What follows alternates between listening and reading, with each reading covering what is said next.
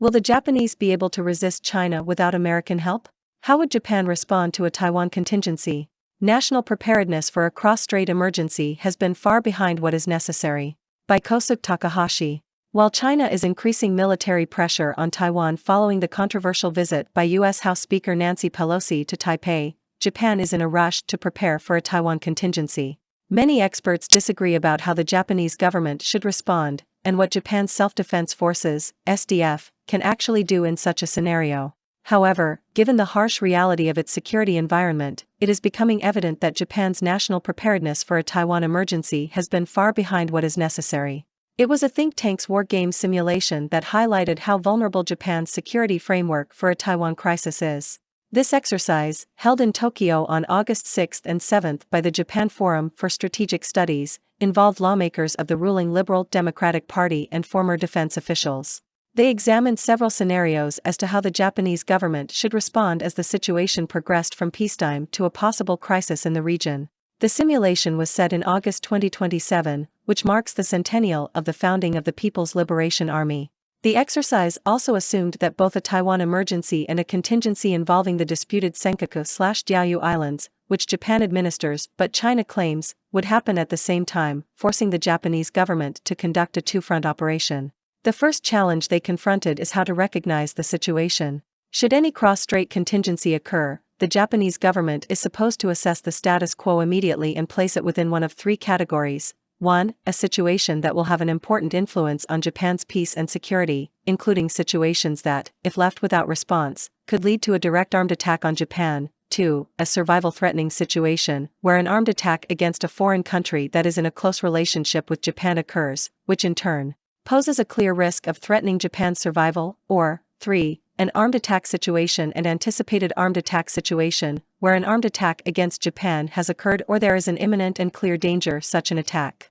The category, as determined by the government, is very important, because the government's response by law differs depending on which situation is invoked. For example, under Japan's Civil Protection Act, only in an armed attack situation and anticipated armed attack situation can the government demand that prefectural and municipal governments work out civil protection plans and allow the central government to use the SDF to evacuate citizens. In other words, even if a Taiwan contingency happens, Japan's Civil Protection Act cannot be applied if the crisis is officially deemed an important influence situation or a survival-threatening situation. During the tabletop exercise, it was decided that the Taiwan emergency would be recognized as a survival-threatening situation that poses a clear threat to Japan's survival, and that the Senkaku/Diaoyu contingency would be recognized as an armed attack situation in which Japan was attacked. Japanese lawmakers and former senior officers of the SDF who attended the tabletop exercise were faced with the question of how to safely evacuate about 100,000 Okinawans in the Sakishima Islands, located at the southernmost end of the Japanese archipelago, 1,500 Japanese stranded in Taiwan, and 110,000 Japanese remaining in China. For one thing, as Morimoto Satoshi, a former Japanese defense minister, pointed out in an interview with the Diplomat earlier this year, there is the deficiency in the transport capabilities of the SDF, which again became evident during the simulation. Due to a lack of SDF capabilities and capacities, the participants found it difficult for the SDF to defend the inhabited Senkaku Islands and evacuate 100,000 citizens in the Sakishima Islands at the same time. The SDF has only about 10,000 members in total on Japan's southwestern Nansei Island chain, which spans about 1,200 kilometers. For another thing, participants hesitated to deem the Taiwan emergency and the Senkaku contingency a survival-threatening situation and an armed attack situation, respectively. By doing so, they were afraid of worsening relations with Beijing, which could negatively affect the safety and evacuation of Japanese citizens remaining in China. In the simulation, incredibly, it took 2 whole months for the government to formally categorize the two contingencies. As a responsible state, Japan should protect its citizens from anywhere at any time, regardless of which category the contingency falls into. The second biggest challenge Japan confronts in a Taiwan contingency is how far the SDF can support U.S. forces. In the case of a situation that will have an important influence on Japan's peace and security, the SDF is authorized to provide logistics support for the U.S. armed forces in rear areas. In the case of an armed attack situation and anticipated armed attack situation, since this is a direct attack against Japan, Japan will no doubt fight in the support of the U.S. troops. There is also no obstruction to cooperation between the SDF and U.S. forces in this case. The tricky one is a survival-threatening situation. An important question arises when recognizing this situation, which is whether the U.S. military operations are for the defense of Japan or for the defense of Taiwan.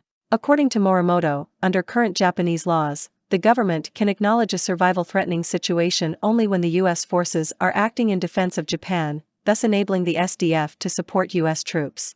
It's unclear the SDF could legally support U.S. troops in defense of Taiwan in this situation, he said. However, former Japanese Prime Minister Abe Shinzo, who was assassinated in July, once said, "A Taiwan contingency is a contingency for Japan." In other words, it is also a contingency for the Japan-US alliance. People in Beijing, particularly President Xi Jinping, should not misjudge that. Abe was right.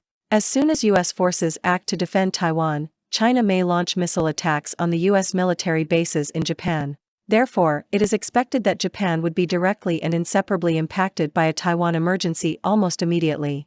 This will lead to a survival-threatening situation and Japan's full support of the activities of the U.S. military. However, under Japanese law, this entire process is reactive. If the Japanese government judges that a Taiwan emergency is not an emergency in Japan, it will not be deemed a survival-threatening situation, and the SDF cannot assist the U.S. military in operations in defense of Taiwan. In any case, one must remember if China were to invade Taiwan, Japan's government would not have much time, certainly not 2 full months, as it took in the simulation, to make a decision, especially considering the emergency evacuation procedure for citizens. It is necessary for Tokyo to review domestic laws, such as the 2015 Japanese security legislation, which Abe and the LDP promoted and the Diet passed.